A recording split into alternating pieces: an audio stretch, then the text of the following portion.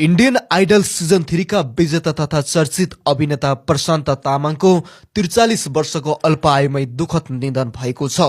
गोर्खा पल्टन परदेशी जस्ता लोकप्रिय नेपाली फिल्महरूमा अभिनय गरेर दर्शकको मन जितेका तामाङको आज बिहान दिल्ली स्थित आफ्नै निवासमा अन्तिम सास फेरेका हुन्। उनको असामयिक निधनले नेपाली तथा भारतीय मनोरञ्जन क्षेत्र स्तम्भ बनेको छ।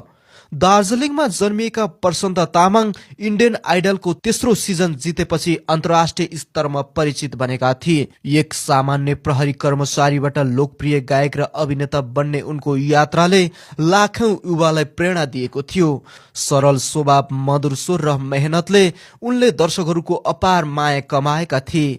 संगीत र अभिनय दुवै क्षेत्रमा उनले राम्रो छुट्टै पहिचान बनाएका थिए। नेपाली फिल्म उद्योगमा प्रवेश गरेपछि उनले देशभक्ति, प्रेम र सामाजिक विषयवस्तुमा आधारित चलचित्र मार्फत सशक्त अभिनय प्रस्तुत गरे।